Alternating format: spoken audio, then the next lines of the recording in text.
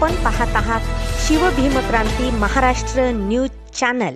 जालना नांदेड समृद्धी महामार्ग प्रकल्पातील संपादित जमिनीच्या सतत बदलत असलेल्या अन्यायकारक मूल्यांकनाचा शेतकऱ्यांनी विरोध केला आहे। सोमवार 4 ऑगस्ट रोजी बाधित शेतकरी व जिल्हा प्रशासनातील अधिकारी कर्मचारी यांची बैठक बोलवण्यात आली होती। या बैठकीत बाधित शेतकऱ्यांनाही बोलवण्यात आले। या बैठकीला जिल्हाधिकारी रघुनाथ गावडे हे देखील उपस्थित होते। बैठकीत महामार्गातील भूसंपादनाच्या मोबदल्याच्या कारणावरून शेतकरी संतप्त झाले। यानंतर एकच गोंधळ झाला। यावेळी जिल्हाधिकारी व प्रशासनातील वरिष्ठ अधिकारी बैठक सोडून निघून गेले। यापूर्वी बाधित शेतकऱ्यांनी 9 जून 2024च्या बैठकीत अंतिम झालेल्या प्रपत्राला असंमती व्यक्त केली आहे। त्यामुळे पुन्हा बैठक घेऊन मूल्यांकन अंतिम करण्याला काही अर्थ नाही असा मुद्दा शेतकऱ्यांनी उपस्थित केला। सदर प्रकरणाबाबत उच्च न्यायालयाच्या औरंगाबाद खंडपीठात रिट याचिका प्रलंबित आहे। जिल्हास्तरीय समितीच्या 4 ऑक्टोबर 2024च्या बैठकीत याचिकाकर्त्यांची निष्कर्ष स्वीकारले आहेत। आता एकतर्फी बदल करता येणार नाही। पुन्हा बैठक आयोजित करून मोबदला रक्कम एकतर्फी बदलल्यास न्यायालयाचा अवमान होईल। बाधित शेतकऱ्यांनी सुपीक जमीन कवडीमोल किमतीत कोणत्याही स्थितीत स्वीकारली सरकारला देणार नाही असा पवित्रा घेतलाय। सोमवारी आयोजित बैठकीत एकच गोंधळ झाला। बाधित शेतकऱ्यांनी निवेदन जिल्हाधिकाऱ्यांना सादर केले। या निवेदनावर संतोष बोडके, सय्यद अब्रार, तुकाराम धापसे, बापूराव रोकडे, वसंत इक्कर, निशांत मुंडे, रमेश माने, बाबासाहेब शेवळे, अन्नपूर्णा इक्कर, कुंडलिक इक्कर, गंगाधर धापसे, विठ्ठलराव पडघन, विश्वंभर पडघन, प्रल्हाद पडघन यांच्यासह वालूर, तांदुळवाडी, हट्टा, गुळकुंड या भागातील शेतकऱ्यांचे स्वाक्षरी आहेत। पाहूयात सविस्तर वृत्तांत शिवभीमक्रांती महाराष्ट्र न्यूज निर्भीड निपक्ष वृत्तवाहिनीवर। माझा पाईपलाईनचा 1000 रुपये मूल्यांकन केले। 9 छाड्या येतात। हरामखोर अधिकाऱ्याला बरोबर काऊन बघायला नाही म्हणा। 1000 रुपयामध्ये बँड पण येत नाही। मी कारभारावरून पाणी आणले आणि 90 छाड्या माझ्या त्या धारेच्यात गेल्या येतात। सांगत मॅडमना पत्र काढले, साहेब तुम्हाला काहीच माहित नाही, इतकी हलकट व्यवस्था झाली तुमच्या खालची, तुम्हाला काही माहित नाही साहेब, तुम्हाला फक्त सांगावं झालं की बोगस आहे। आणि साहेब थोडंफार 50%, 20%, 10% शेतकऱ्याचा बोगस पण असेल, पण नीतीनं कोण चालतं सांगा मला तुम्ही। तर तुम्ही आजच त्या डिपार्टमेंटचा सर प्लीज एक विनंती आहे की त्या डिपार्टमेंटचा माणूस पाठवा। आम्ही काही आम्हाला पोलीस कोरेशनची गरज नाही, आम्ही काही अतिरेक करणार नाहीत, काय नाही। आम्हाला काय फक्त विनंती आहे सर की आजची मीटिंग तुम्ही रिक्वेस्ट करा, सीएम पर्यंत आमच्या मागण्या मानून आम्ही आणि शेवट लाटला तुम्ही जर सर केल्याच तर आम्ही ईदबार जर जमीन जर समजा कोरली तर गुन्हे झाले सर। मानव प्रकरण फक्त 100 रुपये 10 रुपयाला दिले नाही म्हणून 2 गुन्हे झाले तर ही नीतिमत्ता आणू नका। कोण वैतागून कधी काय करीन कोणी। आम्ही हजारो निवेदन दिले तर आणि सर हे तुम्ही 100% करू शकता, त्याचं तुम्हाला पुण्य लागल आणि तुम्ही रिटायर होणार, तुम्हाला शांततेने काहीतरी वाटण की मला मी चांगलं काहीतरी काम केले आणि कुठलंच काय येणार नाही। 700 शेतकरी तुमच्या बाजूला कुटुंब सुखी होते आणि तुमच्या सोबत राहते सर। बोलण्याचं खूप एक कायद्याच्या बाजू भरपूर येतात।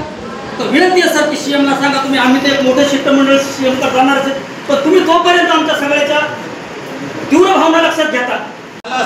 या शेतकऱ्यावर आमच्यावर वेळ आली नसती उपासमारीची आणि पैसे देत आहे किती 6,30,000 रुपये हेक्टरी। 6,30,000 रुपये हेक्टरी विचार करतात 2,95,000 रुपये एकर। आज जर वाळूसारख्या माझ्या गावात जर जमीन घ्यायची तर 20 लाख रुपये एकर जमीन भेटत नाही। मग आम्ही तुम्हाला जमीन द्यायची कोणत्या भावाने सर, कशी द्यायची? काय विरोध करणार नाहीत आम्ही। आमच्यावर तुम्ही जाणीवपूर्वक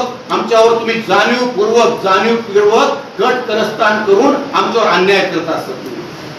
तुम्ही मायबाप आहात, जिल्ह्याचे मायबाप असतात। तुम्ही जे म्हणाल तेच या ठिकाणी होतं। जर ती 4ची मीटिंग झाली असती तर ही आतापर्यंत ही वेळ आमच्यावर आली नसती।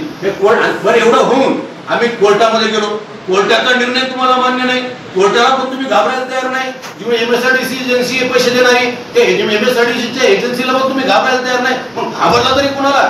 मग राजकीय प्रेशर तुमच्यावर येतंय काय येतं नेमकं हे समजत नाही। या शेतकऱ्यांना आम्हाला सांगा तुमच्यावर नेमकं कुठला दबाव तुमच्यावर आहे, त्या दबावामुळे तुम्ही सर्व रिवर्स गेलात। अबाउट टेंडर देताना कुठे नियम जातात रे भाऊ तुझे?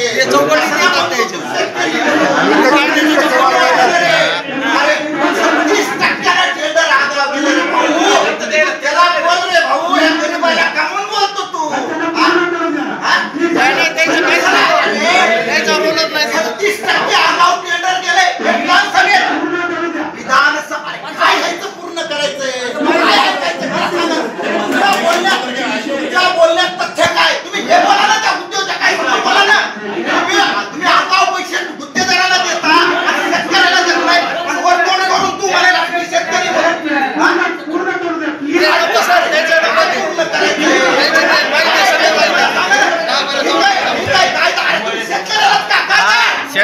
पाठीत कसं काय जाऊ? 36%. तू त्याच्या समोर बोल ना. 36%. तुम्ही ऐका बरं, शेवट मी काय करतो? तुम्हाला आमची ऐका शेवट ऐका. आमची सगळी जमीन तुम्हाला फुकट देतो. तुमच्या गाडीत मागला नाही एवढा. फक्त त्या उद्योजकांशी बोला रे. 36% तुम्हाला आगाव केलं. जमीन खरेदी व्हायच्या अगोदर त्याच्या अगोदर तिथं काय करीनात तुम्ही? इथं शेतकऱ्यासंगच तुम्हाला नितीन गडकरी काय म्हणतंय? 50 कोटीमध्ये रोड व्हायला तुम्ही 107 कोटीचे शक्तीपीठ काय ते? गाडी दमाय करा 1 महिन्यामध्ये माझ्या समोर कोणी आलं का तिथं शक्तीपीठामधलं? ते गरीब माणसं आहेत, त्याला फुकट तर घ्या ना उगाच. हा, घ्या ना तुम्ही शक्तीपीठला आता. आणि 22 लाख रुपये तुम्ही एकर सांगायले. 22 लाखात एक गुंठा येईना. 22 लाखात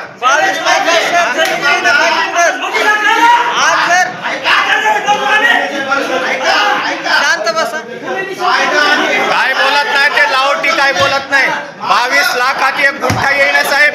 22 लाख मीटिंग घेणार ऐका, तुम्ही व्यक्तिगत माणसं आहेत लक्षात घ्या. व्यक्तिगत तुम्ही माणसं आहेत पर्यंत कोण पोलीस प्रोटेक्शन घेऊन फिरणार आहे.